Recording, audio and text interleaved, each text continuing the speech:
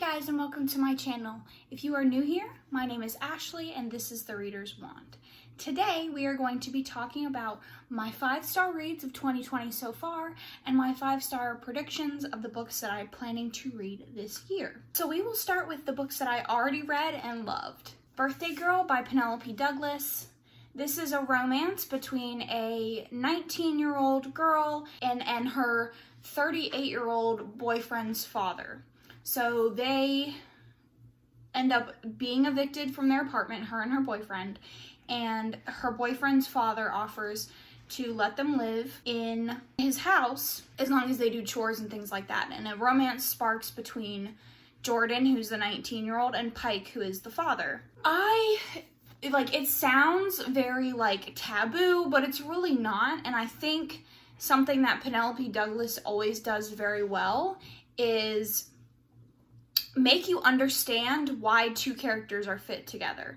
And I think in this, she really tackles the question of what each person wants from life. I think a lot of the issues with some of the romances that are harder to connect with, you don't really understand why why our couple is together. And you don't understand what they're getting out of the relationship. And there's always a question of, especially with age gap, is whether really you guys are in the same place and you want the same things out of life. And will this relationship last if you guys don't want the same things? And I think Penelope Douglas does a very good job of making you understand why they want to be with each other and how similar they are as far as outlooks. This has a lot of tropes that I really like.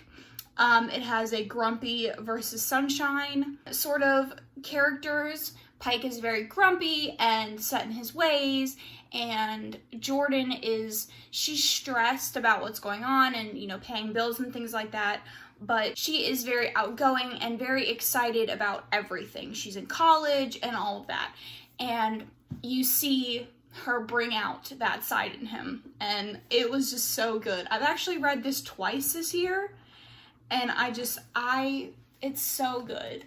If you are into romance and you want just a cute, slow burn, just grumpy versus sunshine, just perfection, then I would highly, highly recommend this. The Diviners by Libba Bray. This is the first book in the Diviner series. This specific book is... Go ahead, you can get in there. This specific book is about a young girl named Evie. I believe she might be 17. She moves from her small town after a scandal happens to New York with her uncle, who runs a museum of dark and occulty artifacts. And while she's there, she kind of gets roped into this murder investigation with her uncle. You quickly discover that some magical things are going on with the people that are involved. It was imbued in mystery and intrigue. The characters were fleshed out, and it really set up nicely for the rest of the series. That's not to say that you won't enjoy this if you haven't read the rest of the series, because I haven't, and I loved it. I really liked the point of view of you get multiple points of view. It's several people in New York, and you get some points of view setting up for the rest of the series, but you also get the killer's point of view. And even though you get his point of view, you still have a lot of mystery. It's not really revealed where you kind of just feel like, oh, okay, at the end, you saw it coming. And the buildup was really nice. And I think the inclusion of the killer's point of view really helped the story along. And this is set in the 1920s, and it is just so atmospheric. And the language that they use is just, it's perfect. This whole book is perfect. And I'm very, very excited to get on to the second one. So if you are looking for a paranormal mystery that's set in the 1920s with some intrigue and some magical stuff going on, I really, really highly recommend The Diviners by Libba Bray. It's a thick one, but it is so very worth it. And by thick, I mean it's only like 500 pages, but... So the next two that I have for you guys are actually part of a series. So it is the first and second book in the Nevermore series. The third one is not out yet, but I think that I will thoroughly enjoy it. So the first one is Nevermore, The Trials of Morgan Crow, and the second is Wondersmith, The Calling of Morgan Crow. This is a middle grade series about a young girl. She's 11 and 12 respectively, and she believes that she is cursed. And she thinks that on her 12th birthday, she will die because she's cursed. And she ends up getting saved by the guy that ends up being her mentor, Jupiter North. And he takes her to this magical realm where she discovers people with powers. And this magical realm is called Nevermore. And she has to spend the entirety of the first one trying to get into the Wondrous Society, which is the society of people with powers, and it kind of makes you into one big family. The second one I'm not really going to get into because it's kind of like spoilery. I personally love found family aspects, and this is such a found family. Morgan grew up with a family that believed that she was cursed and that she was going to die, and that all she did was bring turmoil to them, and so they didn't treat her with the love that she deserved. And when Jupiter North came into her life and brought her to his hotel that he owns, his staff and him really showed her the love that she deserves. And I recommend this so much. If you are trying to get into middle grade and you're looking for more of like a fantastical, just wholesome series, then I would recommend Nevermore. The third one comes out, I think it's called Wonderpox or something. It comes out in either July or August of this year, and I am so excited to read it. I'm so excited to be back in this world with these characters. Animal Kind by Emma Locke. So I discovered she's a fellow YouTuber, and she's an animal educator, which basically means that she goes to like zoos and prisons and things like that and talks about animals and the benefits of an animal, of having animals, and destigmatizing certain types of animals. She also worked as a zoologist, and I discovered her channel about a couple of years ago, a year or two ago, and she's just so inspiring, and I have always felt a very strong connection with animals, and I would just watch her videos for hours on end. She was so creative, and so when I heard that she was coming out with a book of short stories, I was so excited, and I knew that the collection would just be wholesome and heartwarming, and I would feel a connection to the stories. And I did. One in particular in there, if you are familiar with Emma, she actually previously had a ferret named Bear, whom she unfortunately lost a couple of years ago, and so he is kind of included in this short story bind up because she feels a very strong connection to him. And if you've watched any of my previous videos, we are currently having some issues with one of our ferrets. She's ill and we're not quite sure what's going on with her. And so when I read this, I know it connected with me. I did cry, and so all of the stories in there were just very heartwarming, and I just loved this so much. And if you like animals like me, and you want to read uplifting and wholesome and heartwarming stories about the impact that animals can have on your life, then I really recommend picking up this book. Nimona by Noelle Stevenson. This is a webcomic that was, made into a book about a shape-shifting girl who is the apprentice of a supervillain. And it starts with her getting the position as his sidekick, and some fights and stuff like that. And it is so cute. It is so wholesome. It is so cute. The art style is so cute. And when Nimona goes to this supervillain and wants to be his sidekick, she's very like childlike, and he kind of becomes her like father figure, and she's very childish and like, we're gonna kill a bunch of people and we're gonna do this, and he's like, no, I may be a supervillain, but I'm not super evil. Like, I do what I do for a reason. We're not just gonna go around killing a bunch of people. And it's really cute and wholesome, and it's pretty short. So if you're looking for a graphic novel to get into, if you want to get into the realm of graphic novels, I would recommend this. Okay, can I have this? Yeah, I need my journal. I know. Look at her. Hi. Alright, and then the last 5-star read that I have had in 2020 is actually Anya and the Dragon by Sophia Pasternak. This is the story of a young Jewish girl who is in a village that doesn't really accept Jewish people, and she becomes fast friends with a young boy whose family hunts dragons. And this is a, fantastical world with magical creatures, magic, and things like that. And it's just very, like, I've been saying this for the past two other books, but it's very cute and wholesome. It is middle grade, but it's just about Anya deciding to stand up for herself, being brave, accepting who she is, finding friends, and fighting back with the people that are, against her. And it was just really cute. I listened to the audiobook, and I did the majority of the audiobook while I was actually working in my yard.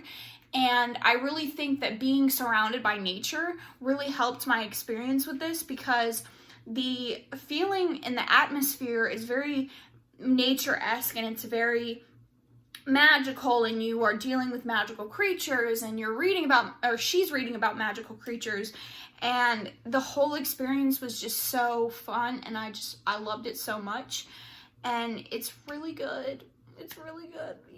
You should read it. All right, so that is it for all of the 5 stars that I've had this year, and honestly, I've been super lucky. I have had a lot of 5-star reads this year, and I'm kind of shocked because I, previously didn't really deem things 5 stars. So, Night Circus by Erin Morgenstern, the new Shadowhunter series I said was 5-star, the Infernal Devices I said was 5-star, but I really kind of wanted to reevaluate how I was thinking of books. And I think with things like the Night Circus, which gave me a wholly different feeling than the Infernal Devices and stuff did, but I was putting him on too high of a pedestal. Now, I know it's, not that serious, but the Shadowhunter Chronicles gives me such a feeling of being home that I felt like anything had to match that to be a 5-star read for me. And objectively, I think if I reread the series, which I do, The Mortal Instruments is not a 5-star, and I think if I reread them, try to look at them from an objective standpoint, they probably wouldn't be 5 stars for me, but they make me feel so comfortable.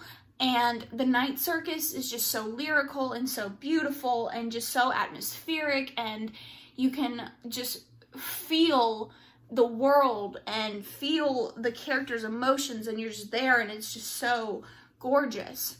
And so I think when you find a perfect book like that, it's hard to not try to compare everything to that. And I kind of, took a hard look at how I was rating my books, and I'm not an objective rater. I don't sit there and think about, okay, well, was the dialogue good? Was the character development good? I rate it based on how it made me feel. And so some things that someone, an actual critic might look at and say, this wasn't that good, if it made me feel some emotion, not a bad emotion like after 50 Shades did, but if it made me feel happy, if it made me feel comfy, if it made me feel something, then I want to rate it 5 stars. I want to give it the credit that it is due. And so yeah, I think that I have stopped putting so much pressure on the books that I'm reading and just letting myself enjoy it. And I really think that's part of the reason why I have 5-star reads and we're only in March. So I'm really excited for the remainder of the year, and I'm really excited to see how I feel. And so that leads us into my predictions for the books that I will be reading for the rest of the year and the ones that I think will be a 5-star rating. So the first 5-star book that I'm predicting is Chain of Gold by Cassandra Clare. This is the sequel, but the sequel to the Infernal Devices, but the prequel to the Mortal Instruments.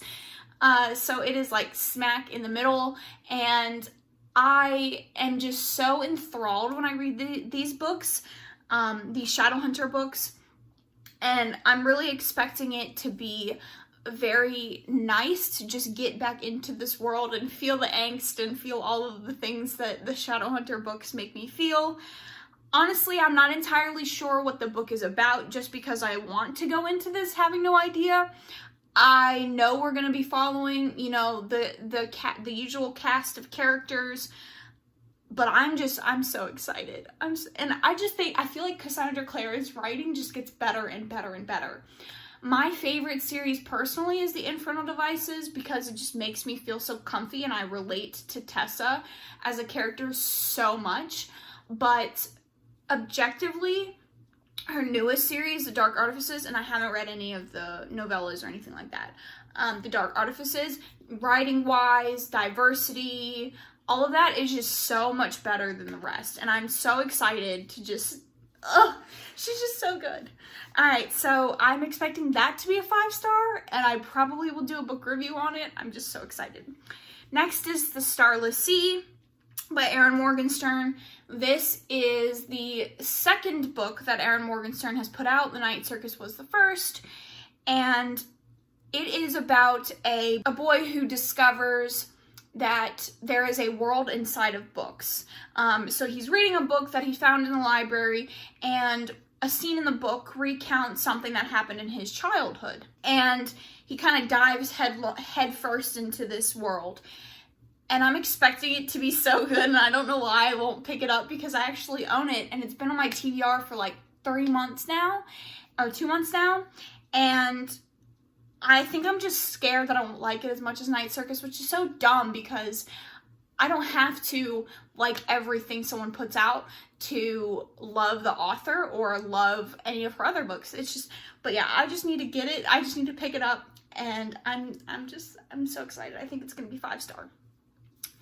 Next is an Enchantment of Ravens. This is about a human painter that paints paintings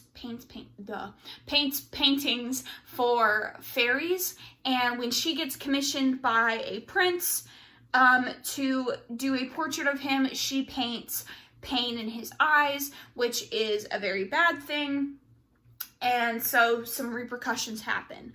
I have heard very mixed things about this. It's pretty short, but from the people that have rated it well, I think it's right up my alley, very atmospheric. It's kind of a journey tale, and I'm really excited. So actually, the next book that I'm predicting a 5-star is by the same author of An Enchantment of Ravens, Margaret Rogerson, and it's Sorcery of Thorns. So this is a slightly longer book, and it's about a librarian that works in a library with like magical tomes. And in this world, sorcerers exist, but sorcerers are supposed to be evil. And while she's working at this library, a sorcerer comes into the library, and these tomes become unbound, and bad stuff happens, and the main character ends up getting involved in the shenanigans that happen. I've heard overwhelmingly good reviews about this, so I'm stoked. Next is The Last Magician. This is about a time traveler, a time-traveling sorcerer who has to go back in time to get a powerful book. I'm not sure what the book is like supposed to do, but she ends up getting stuck back in time, and she has to work with, I'm assuming, other sorcerers in the time that she gets stuck to get this book back. This is a very divisive book. Some people really love it, and some people don't like it at all and think it's very slow. So, it'll be interesting to see how I feel about it. So my next 5-star prediction is The Hate You Give by Angie Thomas. This was adapted into a movie, but if you're not aware, it is about a young black girl who witnesses the death of her friend through police brutality in front of her eyes, and she is having to deal with the repercussions of that, not just in herself, but in the community, and trying to find her place within her own community. And I haven't heard a single bad thing about this, so I'm really hoping that it is as good as I'm expecting it to be. I think she has written another book on the come up, and it's a sequel, not a sequel, but it's written around the same time, I believe, as this. And if I really like The Hate You Give, then I'll probably pick that one up as well. Next is actually the sequel to The Six of Crows, which is Crooked Kingdom. Six of Crows is a heist novel about some ruffians, I sound like I'm entangled, some, less than reputable people, and this is the sequel to that. Can't really get into what it's about because it's a bit of a spoiler, but I loved Six of Crows. It should have been a 5-star read, but I think I made it a 4-star. I don't know why. I have to reevaluate this. Maybe when I get through Crooked Kingdom, I'll think about what I want to rate this. But it was really freaking good. It really presents you with the idea of morally gray characters, which you don't generally see a lot in YA. And the writing is very atmospheric. It takes place in 2 places. Kirch, which is where they live in the Barrows, is very dark and damp and poor. And then it also takes place in the Ice Court, where it's very clean and white and icy, and you can really just feel the difference in places. So I'm really excited to read The Crooked Kingdom because, don't jump up there. Don't do it.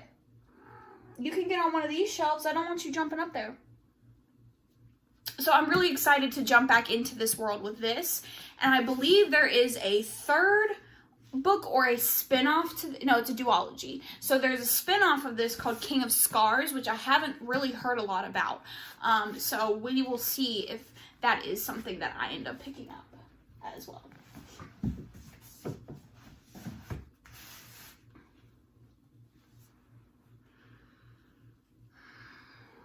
Alright, and then the last 5-star prediction that I have is the Sundown Motel. So this is a suspense thriller. It is about a rundown roadside motel in a small town that had previously claimed the life of our main character's aunt, and she has come to this sundown motel. I don't know if I said hotel before. Whatever. Come to this motel to kind of figure out what happened. And the town itself is corrupt, and the people in it have a lot of secrets, and I'm really excited. I haven't really heard much about this. I've seen a lot of people excited to read it, but I haven't really seen much beyond that. And that is all of my 5 stars for the year thus far and my 5-star predictions. I hope you liked this video. If you did, make sure you like it. Comment anything you want down below, book recommendations, your 5-star reads, your 5-star guesses for the year. And if you like this video, you like my content, you like my face, make sure you subscribe, and I will see you guys in my next video. Stay safe and stay healthy. Thanks.